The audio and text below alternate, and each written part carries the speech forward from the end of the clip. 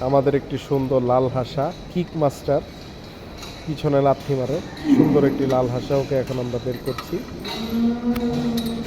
মাশাল্লাহ, খুবই সুন্দর।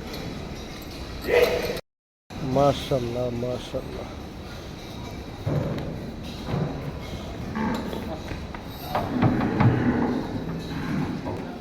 মাশাল্লাহ মাশাল্লাহ, সুন্দর একটি লাল হাসা।